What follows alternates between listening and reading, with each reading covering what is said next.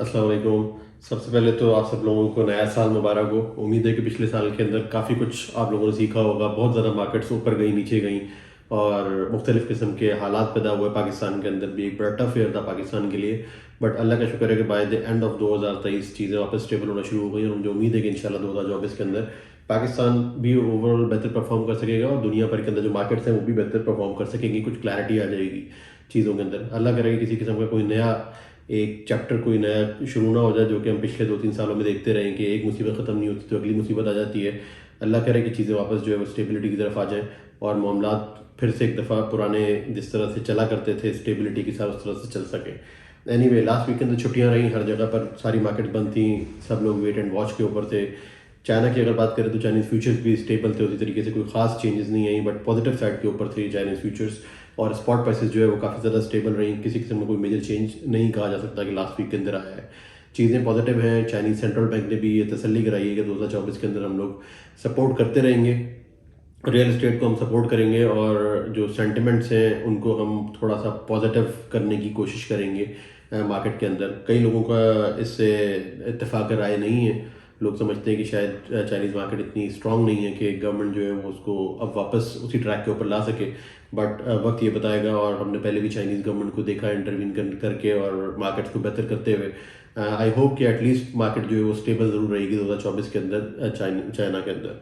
Iron ore की अगर बात करें तो वो भी तकरीबन 140 टच किया और वहाँ से $1.5 से $2 के करीब नीचे आया। 138 के आसपास लोगों का को अब खदशात हैं कि मार्केट और ज़रा नीचे ना आ जाए, बट जो सप्लाई की सिचुएशन है वो इतनी अच्छी नहीं है और आयरन ओर जो है वो अभी तक टाइट ही चल रहा है। ऑल्दो इतनी प्रोडक्शन कट्स हैं विंटर के अंदर, उसके बावजूद भी आयरन ओर नीचे नहीं जा सका और जैसे जैसे मौसम बेहतर होगा उस तरीके से प्रोडक्शन भी शायद बेहतर होंगी और हो सकता है कि आयरन ओर की स्टेबिलिटी रहे। कुछ थोड़ी सी करेक्शन के बाद आयरन ओर स्टेबल वापस रहे। कोकिंग कोल के अंदर भी काफ़ी स्टेबल प्राइसेस रही, 325-26 के करीब जो है वो लास्ट वीक के अंदर प्राइसेस टच हुई थी एफओबी बेसिस के ऊपर और फिलहाल अभी स्टेबल है। और अगर बाकी मार्केट्स की बात करें, ताइवान, वियतनाम, इंडोनेशिया और जापान, वहाँ पर भी अभी वेट एंड वॉच की सिचुएशन है। कोई ख़ास डील सुनने में नहीं आई, वो मार्केट ओवरऑल स्टेबल नज़र आ रही है पिछले हफ्ते में।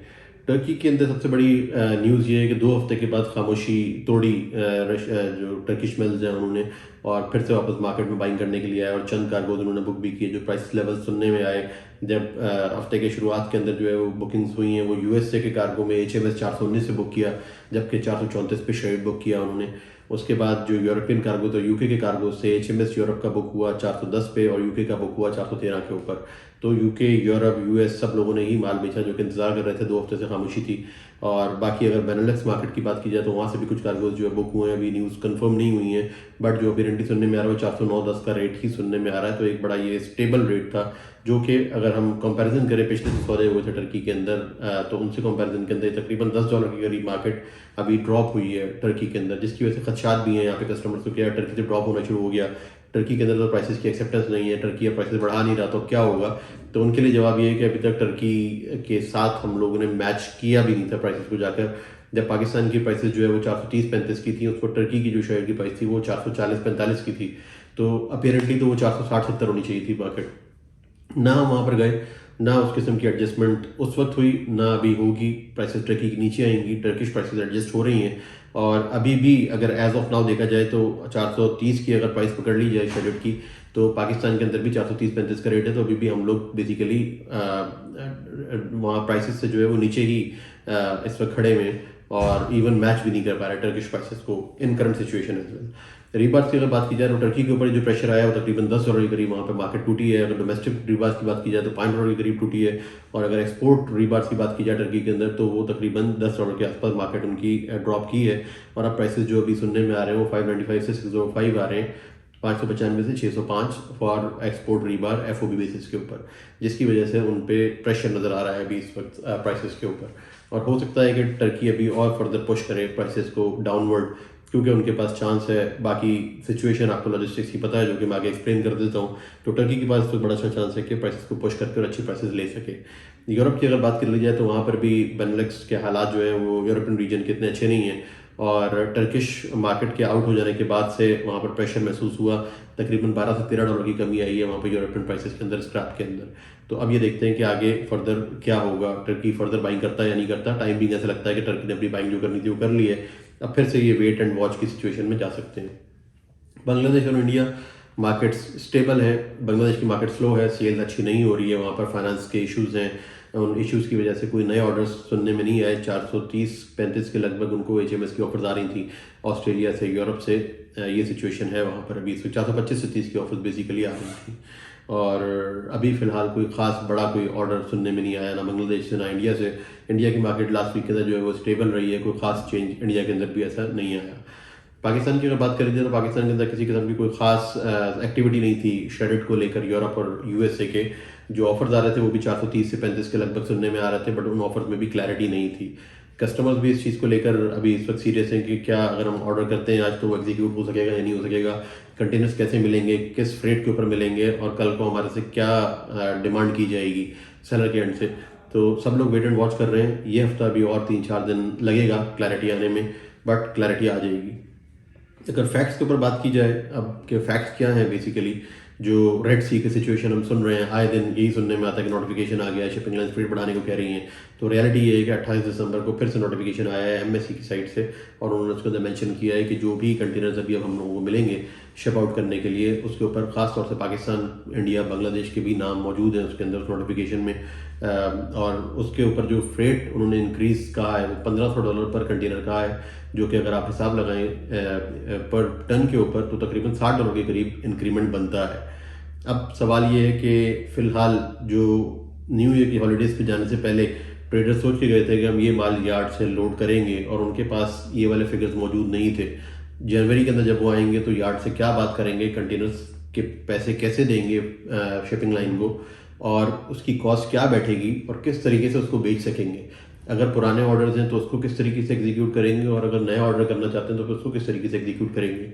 ये ऐसा क्वेश्चन है कि जिसके बारे में मैं 8-10 लोगों से बात डिफरेंट सेलर से करता रहा हूँ, और कोई खातिर ख्वाह जवाब नहीं मिला, सिवाय इसके कि जब वक्त आएगा तो फिर देखा जाएगा। जनवरी के तो देखेंगे क्या सिचुएशन बेसिकली बनती है, और उसके हिसाब से अपना सेंटीमेंट बनेगा। अब जो क्लियर बात है वो तो ये है कि शिपिंग लाइन ने अपनी अनाउंसमेंट करके मामलात को एक क्लैरिटी दे दी है कि हमने ये $40 या $60 डिपेंडिंग ऑन द लाइन पर टन बढ़ाने हैं, और अनाउंस भी कर दिया है। अब अगर बढ़ने हैं तो वो बेसिकली तीन पार्टीज में से किसी ने एब्जॉर्ब करना है, या तो वो सेलर होगा या फिर बायर होगा, और बेसिकली यार्ड्स और ट्रेडर्स को भी आप उसके अंदर बेसिकली शामिल कर लें। तो अब देखना ये है कि क्या आया सब लोगों के ऊपर उस चीज़ का असर आएगा। क्या यार्ड्स इस पोजीशन के अंदर अभी इस वक्त हैं कि वो प्राइसेस को एब्जॉर्ब कर सकें और स्क्रैप की प्राइस को पुश कर सकें, जो उनको रॉ मटेरियल आ रहा है। क्या आया इतना रॉ मटेरियल आ भी रहा है कि वो इस पोजीशन में उनके पुश कर सकें प्राइसेस को। मुझे नहीं लगता कि ऐसी पोजीशन के अंदर वो हैं। पहले से ही शॉर्टेज का गाना गा रहे थे सब लोग, और यही सुनने में आ रहा था कि शॉर्टेज इतनी ज़्यादा है कि प्राइसेस नीचे नहीं जाएंगे, और यही रीज़न थी टर्की के महंगा माल खरीदने की। दैट इज़ नंबर 1 कि यार्ड शायद अभी इमीडिएटली ऐसा डिसीजन नहीं लेंगे, और प्राइसेस अभी पुरानी उसके ऊपर ही मेंटेन करेंगे।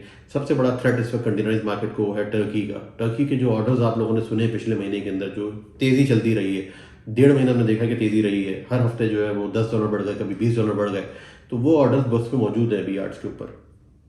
अगर यार्ड्स को वो वाला माल भरना है, अभी वेसल्स को लोड करना है, तो वो किस तरीके से प्राइस को कम करेंगे और हमें कैसे पास ऑन करेंगे जब तक उनके ऊपर प्रेशर नहीं आएगा सेल का, जो कि मैं जनवरी में नहीं देख रहा है सच कि उनके ऊपर आएगा। अभी फिलहाल जब वापस आएंगे छुट्टी से तो 10-15 दिन लगेंगे उनको चीज़ें एडजस्ट करने में, और hopefully by the end of January उनको क्लैरिटी आना शुरू होगी और फरवरी के लिए शायद चीज़ें डिफरेंट हो। तो अपरेंटली वो साइड मुझे नज़र नहीं आ रही कि वो एब्जॉर्ब करेगी और चीज़ें जो है वो उस हिसाब से एग्जीक्यूट करेगी। फिर दूसरा बड़ा चैलेंज ये है कि क्या इंडिया, पाकिस्तान, बांग्लादेश की स्टील मार्केट्स और इकोनॉमीज़ इस सिचुएशन में है कि वो $40 से $60 पर टन का जो फ्रेट इंक्रीज़ है और कॉस्ट का इंक्रीज़ है, डायरेक्ट इंक्रीज़, उसको एब्जॉर्ब कर सकें, आगे अपने कंज्यूमर को वो पास ऑन कर सकें। मेरा ख्याल है कि ये भी नहीं मुमकिन कि ये मार्केट्स अभी पहले ही स्ट्रगल कर रही थी। जो पिछले जो इनकी कॉस्ट है वही बड़ी नैरो हो गए थे मार्जिन्स, सेल्स बहुत कम थी, इन्फ्लेशन ऑल टाइम हाई के ऊपर है अभी इस वक्त, इकोनॉमी के हालात अच्छे नहीं हैं, या तो बूम कर रही हो इकोनॉमी और सेल हो और डिमांड हो हर तरफ से, तो फिर तो चीज़ें पास ऑन की जा सकती हैं। जब ऑलरेडी मार्केट डेड है और स्लो है तो इन कॉस्ट को पास ऑन करना बहुत ज़्यादा डिफिकल्ट है।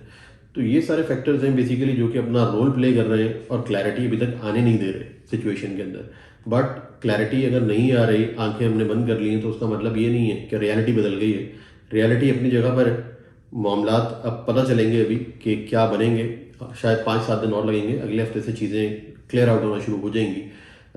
कस्टमर्स के लिए जो कंसर्निंग बात होगी वो ये होगी कि आया जो पिछले उनके माल लोड हुए थे, ये बड़ी क्लियर बात है कि मैंने जो चीज़ें नोट की हैं वो ये हैं कि अभी ऑलरेडी 20-25-30 दिन का डिले शिपिंग लाइंस ने अपनी ट्रैकिंग रिजल्ट्स के ऊपर शो करना शुरू कर दिया है।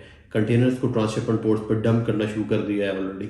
मुझे ऐसा लगता है कि ये जो पिछली प्लानिंग थी सप्लाई चेन की सब कस्टमर्स की, वो डिस्टर्ब होगी।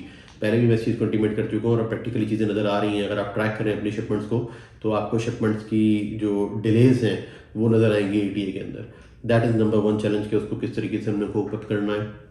फिर दूसरी चीज़ ये कि जो प्लान्स जो हमने ऑर्डर्स किए हुए थे दिसंबर के अंदर करके गए थे फॉर जनवरी लोडिंग, उसके लिए अगर कंटेनर्स नहीं मिलते शिपर्स को और यार्ड्स को, तो क्या हम उसका फिर ऑल्टरनेट क्या देखेंगे, किस वक्त लोड होगा। अगर किसी हम डिस्कशंस में जाते हैं कमर्शियल डिस्कशंस के अंदर, तो उसको कितना टाइम लगता है और कब वो चीज़ें क्लियर आउट होंगी और कब फिर वो माल लोड किया जाएगा कंटेनर्स के अंदर और कब शिप आउट किया जाएगा।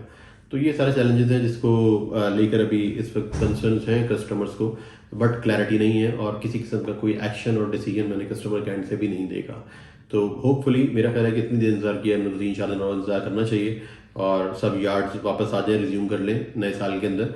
फिर उसके बाद चीज़ें जब क्लियर आउट होंगी तो होपफुली नेक्स्ट वीक के अंदर हम किसी ऐसी पोजीशन में पहुंचेंगे कि हम डिसीजन ले सकें। अल्लाह करे कि चीज़ें जो है वो उतनी ज़्यादा डिस्टर्ब ना हो और कॉस्ट का इम्पैक्ट प्रोड्यूसर्स को ना उठाना पड़े और ना उस दिक्कत के अंदर जाना पड़े कि आगे पास ऑन करनी पड़े। बट टाइमिंग जनवरी के लिए तो चीज़ें क्लियर कर दी हैं शिपिंग लाइन ने, तो हमें ये देखना है कि हमें किस तरीके से इसको पास ऑन करना होगा और कैसे आगे कंज्यूमर्स को भी कन्वे करनी होगी ये बात कि ये एक ऐसा सिचुएशन है दुनिया भर के अंदर कि जिसका कोई हल मौजूद नहीं है किसी के पास भी, और एक एक्सीडेंटल चीज़ है जिसके अंदर से हम सबको मिलकर गुजरना है। उम्मीद है कि 2024 इंशाल्लाह बेहतर रहेगा, ऑल्दो इसकी स्टार्टिंग इस तरह के मामला से हो रही है, बट मुझे उम्मीद है कि इंशाल्लाह आगे जैसे जैसे हम बढ़ेंगे चीज़ों में क्लैरिटी आएगी और 2024 हमारे लिए एक कामयाब साल प्रूव होगा। Thank you very much.